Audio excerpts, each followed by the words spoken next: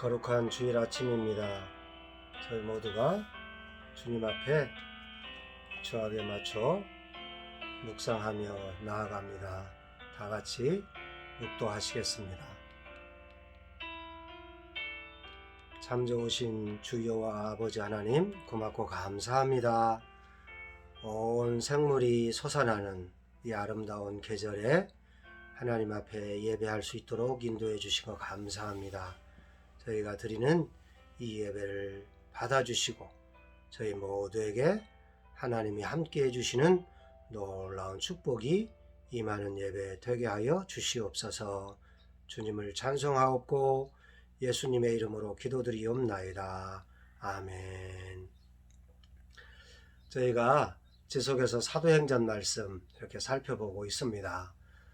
고넬료의 그 사건은 이방인들에게도 구원이 이르게 된 획기적인 그런 사건이었고, 이 사건을 통해서 예루살렘 교회에서 이방인들도 하나님께서 생명 얻는 은혜를 주었음을 인정하게 되고, 공식적으로 하나님께 영광을 선포하고 하나님의 복음이 이방인들에게 전파되어지는 복음의 재상산 과정을 오늘 본문 사도행전 11장 19절로 30절을 통해서 살펴보고자 합니다. 스데반의 일로 인해서 일어난 그 환란을 피하고자 유대에 있던 성도들이 흩어졌습니다. 그래서 19절을 이렇게 한번 보겠습니다. 그때에 스데반의 일로 일어난 환란으로 말미암아 흩어진 자들이 베니게와 구브로와 안디옥까지 이르러 유대인에게만 말씀을 전하는데, 스데반의 일로 일어난 환란을 피하고자 흩어졌던 그런 자들이 베니게, 구브로, 안디옥 이런 곳곳으로 그 지역 근동 근처로 다 도망갔습니다.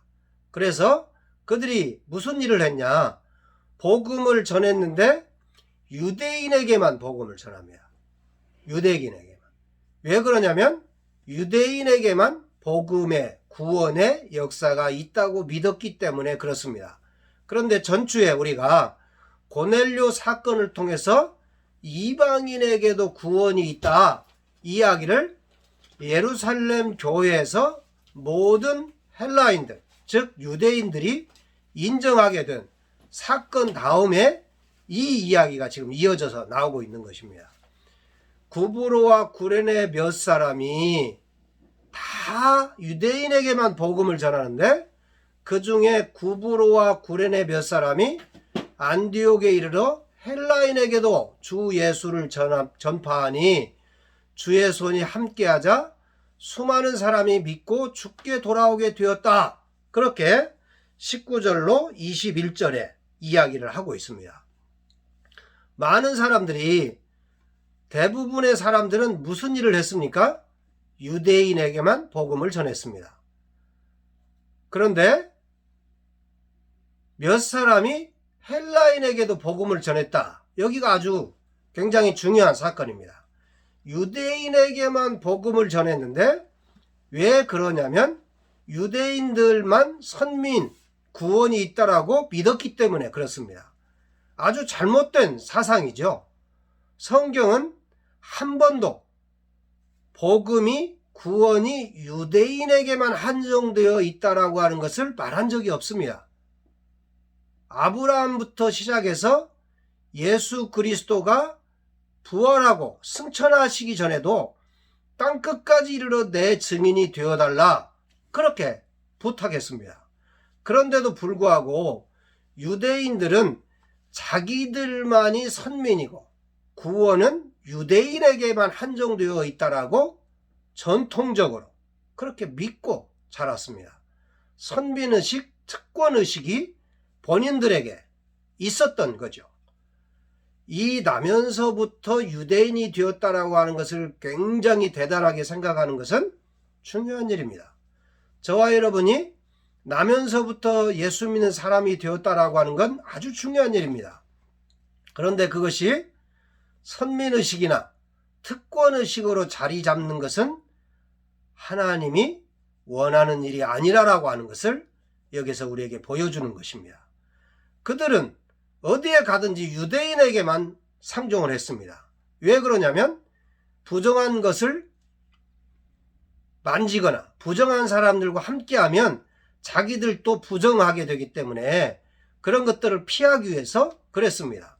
오늘날 여러분들도 예수 믿는 사람들하고만 함께 교제하거나 또 내 주위에 한 사람도 예수 믿지 않는 사람이 있지 않는 것을 자랑하는 사람이 있는데 그거 좋은 일이 아닙니다.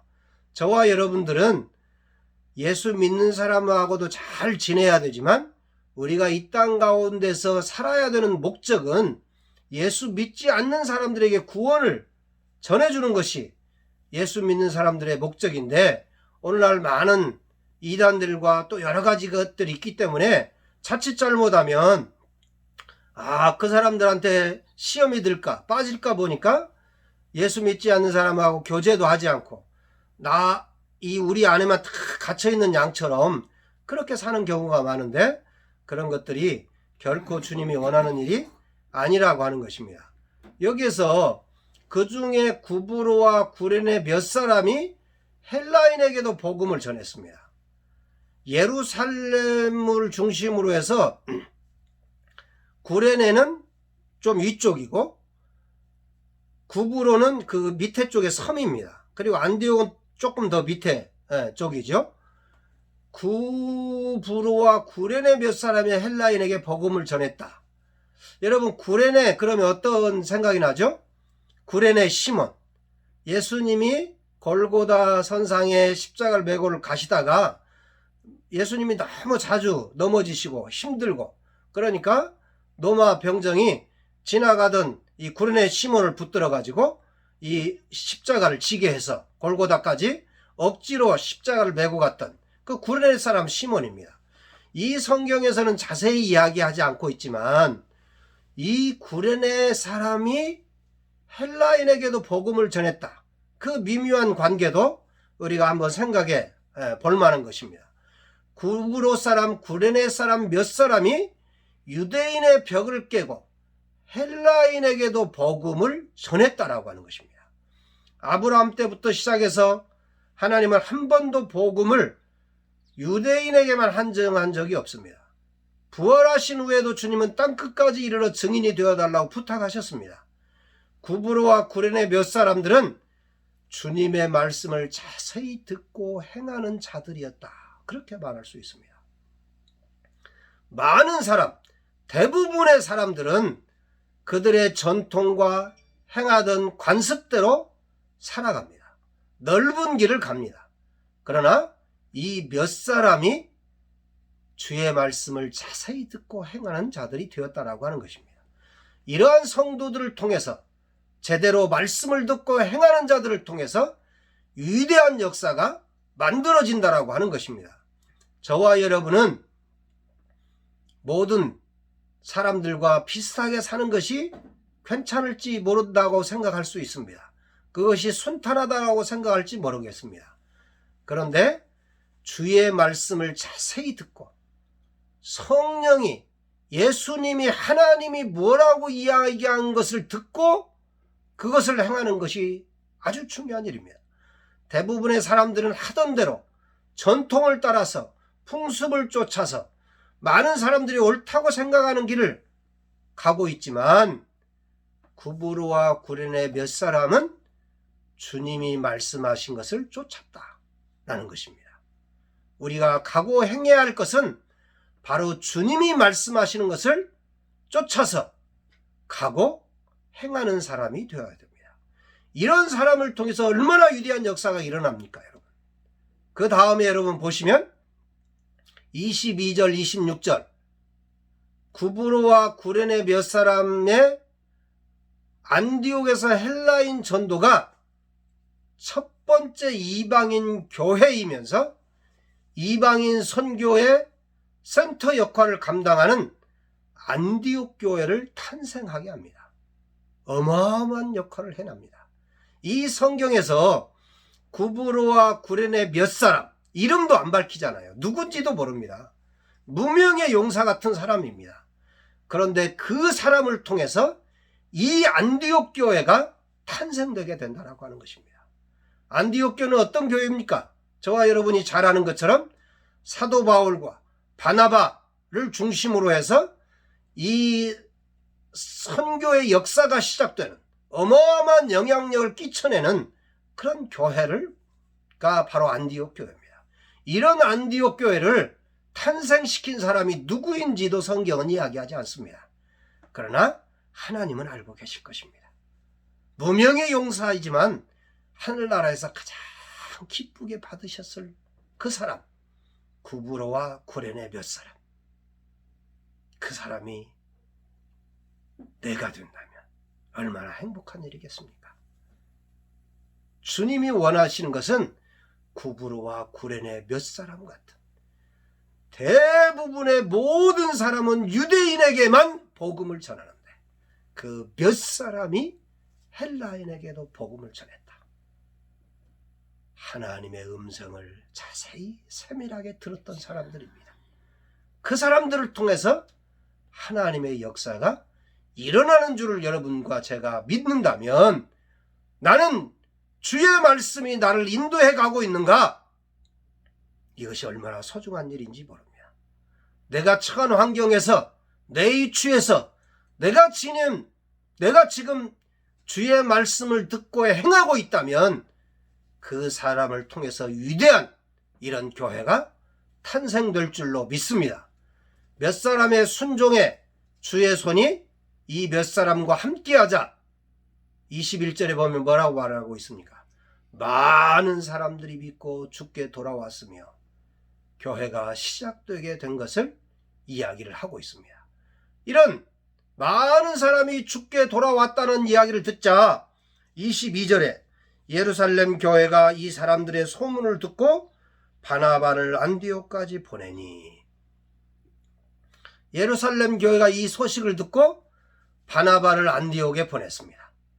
예루살렘 교회는 고넬료 사건을 통해서 이방인들에게도 주의 구원이 임했다라고 하는 것을 인정했습니다. 그렇기 때문에 이 안디옥의 이방인들이 주께로 돌아온 사람이 많아지게 되었다라는 소문을 듣자 이 이방인들을 위해서 사역자를 파송해 준 것입니다. 양무리에게는 목자가 필요하듯이 성도들에게는 사역자가 필요한 것입니다. 그래서 제가 파송받은 김제 신광교회에서는 많은 선교사들을 보내고 있는 것입니다. 왜? 양무리에게는 목자가 필요한 것입니다. 성도들에게는 사역자가 필요한 것입니다. 우리도 여러 가지로 필요가 있고 쓸 것들이 많이 필요가 있지만 전 세계의 구원의 복음의 역사를 위해서 매년 한 가정씩 선교사를 파송하는 일을 하고 있는 이 시골 농촌 도시의 작은 이 김제 신광교회가 40명의 선교사를 목표로 계속해서 선교사들을 보내고 있다라고 하는 사실은 예루살렘 교회가 안디옥의 사람들이 주께로 돌아왔다는 이야기를 듣고 사역자를 바나바를 보내준 것 같은 그런 일들을 하고 있는 것입니다. 선교사들을 훈련시키면서 1기, 2기를 지금 훈련했는데 이 어려운 코로나 환경 속에서도 계속해서 선교사들이 터키로 또 인도네시아로 블라디보스톡으로 여러 곳곳으로 지금 선교사들이 나가고 있습니다. 이제 4월 달에도 어제 소식을 보내왔는데 블라디보스톡으로 이렇게 나갈 준비가 다 되어서 갑자기 비행기도 없던 비행기가 결정이 되어서 나가게 되었다는 그런 소식을 듣습니다. 젊은 이렇게 아직 결혼하지 않은 그런 처녀입니다. 그런데 훈련을 받고 그렇게 열심히 또 찾아서 나가려고 준비하다가 또 하나님의 역사가 있어서 비행기가 뜬다는, 또 비자가 나왔다는 소식을 들으면서 기도했는데 나가게 되는 그런 모습을 보면서 이런 사역자들을 보내는 것입니다. 사역자들을 계속해서 파송해 줘야 됩니다. 예루살렘 교회가 안디옥 교회를 위해서 사역자를 파송해 주었습니다.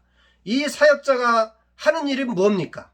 23절에 그가 이르되 이르러 하나님의 은혜를 보고 기뻐하여 모든 사람에게 굳건한 마음으로 주와 함께 머물러 있으라 고나니, 이 바나바가 한 일은 이런 일입니다. 바나바는 하나님의 은혜를 보았습니다. 하나님의 은혜는 기쁨을 줍니다. 하지만 당시에 예수를 믿는다라고 하는 것은 어려움을 겪을 수 있는, 핍박을 당할 수 있는, 생명을 내놓아야 되는 그런 일이 될 수 있습니다. 그래서 바나바는 믿는 모든 성도들을 가르칩니다. 굳건한 마음으로 주와 함께 머물라. 예수 믿고 축복이 오고 기쁜 일이 많아지지만 환난과 핍박도 있기에 굳건한 마음으로 주와 함께 머물 것을 이 바나바는 안디옥 교회 성도들을 가르쳐주고 있는 것입니다. 사역자가 하는 일은 가르치는 일입니다. 성도들을 돌보고 가르치는 일입니다. 바나바가 가장 잘하는 일은 사람들을 세우고 돌보는 일입니다. 그래서 바나바에게 이 많은 성도들을 제대로 가르치려면 어떻게 할까?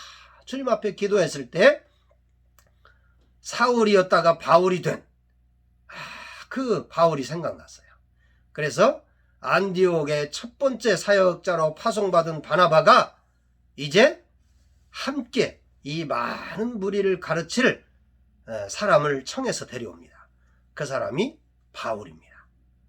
바울을 데려다가 함께 가르치고 있는데, 이 사역자가 될 사람들을 어떤 사람들이어야 되는가, 하나님의 일을 할 사람들이 어떤 사람인가를 24절에 자세히 이야기합니다. 바나바는 착한 사람이요 성령과 믿음이 충만한 사람이라. 이에 큰 무리가 죽게 더하여 지더라.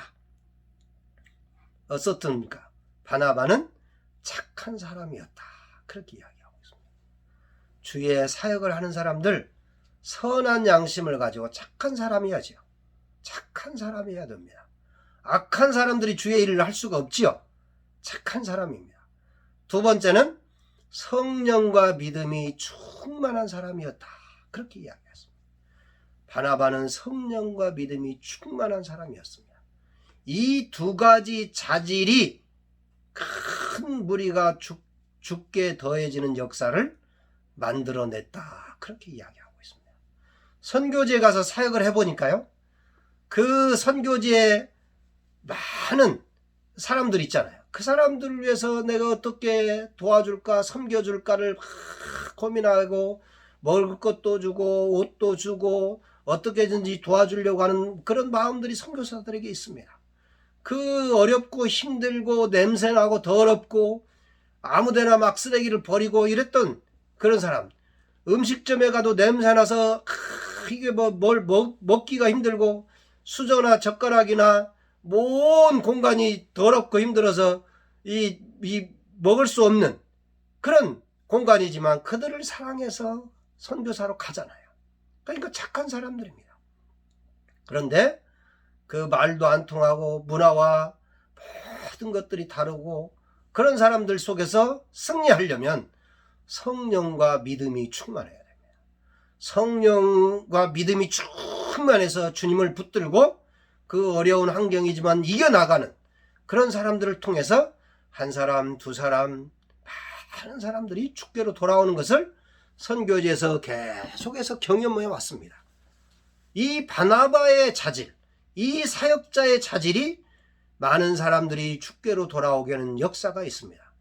바나바는 성도들에게 가장 합당한 그런 사람 중에 하나죠. 그런데 바나바에게 굉장히 중요한 덕목이 하나 있습니다. 자기가 없는 부분은 동역자를 찾는 거였어요. 25절, 26절 한번 보겠습니다. 바나바가 사울을 찾으러 다소에 가서 만남의 안디옥에 데리고 와서 둘이 교회에 1년간 모여 있어 큰 무리를 가르쳤고 제자들이 안디옥에서 비로소 그리스도인이라 일컬음을 받게 되었더라. 바나바는 성도들을 쭉 보니까 이제 이들을 잘 가르쳐야 되겠는데 자기는 착하고 믿음과 성령이 충만해서 성도들을 잘 돌보는 사역을 하는데, 이 티칭 사역에는 더 필요한, 더 나보다 잘 하는 사람이 필요하다라고 하는 걸 알게 되었어요. 아, 그래, 그거는 바울이 참 잘하더라. 바울처럼 잘 가르치는 사람이 없다. 그렇게 깨닫게 되어서 이 다소에 있던 이 바울을 데려왔습니다. 데려와 가지고 함께 사역을 하게 합니다. 1년간 함께 사역을 잘 감당을 하니까 어떤 일이 일어났습니까? 비로소 제자들이 안디옥에서 그리스도인이라는 이름을, 일컬음을 얻게 되었다. 그 전까지는 이런 이름이 없었어요. 그런데 그리스도인이라고 하는 별명을 얻은 게 바로 이때입니다. 이 안디옥의 사람들이 얼마나 착하고 성령으로 충만하고 복음을 잘 전하고 했는지, 아, 저 사람들 예수 믿는 사람이야. 저 사람들 예수 믿는 사람이야. 저 사람들 예수 믿는 사람이야. 그렇게 이야기합니다. 우리나라도 한때 초창기에 이렇게 이야기했습니다. 아, 저 사람 예수 믿는 사람이야. 우리 동네에 저 가장 예수 믿는 사람이야. 법 없어도 살 사람들이야. 예수 믿으면 복 받는데, 예수 믿으면 병자가 낫는데, 예수 믿으면 모든 역사가 일어난대. 안디옥에서, 비로소 이 안디옥에서 예수 믿은 사람들이 그리스도인이라고 하는 별명을 얻게 되었다라고 하는 것입니다. 그 모든 지역 사람들이 안디옥에서, 안디옥에 있는 그 사람들이 아, 예수 믿는 사람이라고 그리스도인이라는 별명을 얻게 되었다. 이 일이 바나바가 바울을 데려다가 가르쳤더니 이런 역사가 있었다라고 하는 것입니다. 얼마나 잘 가르쳤겠습니까? 얼마나 잘 가르쳤습니까? 그리고 인해서 이제 어떻습니까? 사도 바울과 바나바가 안디옥 교회 당회장이 선교사로 나가는 그런 역사들이 있어지면서 복음의 역사가 전 세계로 퍼져가는 그런 어마어마한 일들을 감당하게 되는 것을 볼 수가 있습니다. 바나바의 동역으로 안디옥 교회가 든든히 서가고 그리스도의 호칭을 얻게 되었고 가장 영향력 있는 교회로 서가게 되었다라고 하는 것입니다. 바나바는 어떤 사람이냐? 오늘날 여러 가지 리더십에 대해서 이야기하는데, 오늘날 가장 저는 귀중한 하나의 리더십의 트렌드가 어떤 트렌드가 되어야 되느냐, 어떤 방향으로 가야 되느냐, 어떤 방향성을 이야기하고 있느냐. 옛날 서번 리더십에 대해서 이야기했고 여러 가지 리더십에 대해서도 사령관적인 리더십 여러 가지 이야기들을 해왔는데, 오늘날은 이 동역의 리더십을 요구하는 시대가 아닌가, 그렇게 생각이 듭니다. 동역의 리더십. 이거 제가 만들어낸 말입니다. 이 말씀을 준비하면서. 바나바 리더십, 동역의 리더십이다. 그렇게 이야기할 수 있습니다. 저는 이 동역의 리더십을 해가는 좋은 모델을 한 사람 알고 있는데, 그분이 지금 국제 CCC의 부총재를 하고 있고 교회 사역의 대표를 하고 있는 베켈레 산코라는 사람이 있습니다. 이분이 아프리카 사람입니다. 그런데 미국에 와서 영향력 있게 사역하면서 전 세계 미국의 여러 교회 개척하는 사람들, 각 선교단체 모든 사람들을 하나로 묶어내서 처음에 얼마 전에 그 10주년 행사를 했어요. 그 10주년 국제 행사에 저도 이제 요즘 이제 줌으로 다 참석할 수 있으니까 참석을 했는데, 처음에 3명이 시작을 했답니다. 그런데 지금 전 세계에 2,000여 명이 넘는 사역자들이 이 국제 교회 사역팀에 들어와 있고, 그건 저희 CCC만입니다. 그런데 이제 우리만 하는 게 아니라 교회를 개척하는, 이 사역하는 모든 선교단체 교회를 망라해서 함께 사역하는 그런 큰 모임을 만들어서 처음에 부총재로 참석하더니 지금은 총재로 그렇게 일을 하고 있습니다. 얼마나 멋지게 일을 하고 있는지 모릅니다. 바나바처럼 착한 사람이고요. 선한 사람입니다. 그리고 성령과 믿음이 충만한 사람입니다. 성령이 그를 리딩하고 있는 것이 느껴지는 그런 사람입니다. 얼굴을 볼 때 그렇게 선할 수가 없습니다. 그런데 그 리더십이 주님으로부터 나오는 것을 보게 됩니다. 오늘 이 예배에 함께 참여하는 사랑하는 저희 가족과 모든 성도들, 동역의 리더십이 제자를 키워내고 다양한 멋진 사람들을 만들어내며 안디옥 교회의 승법 번식, 교회 제자화를 만들어내게 되었으며, 이 안디옥 교회가 세계 선교의 센터 역할을 하는 굉장히 중요한 일들을 하게 되었다라고 하는 것입니다.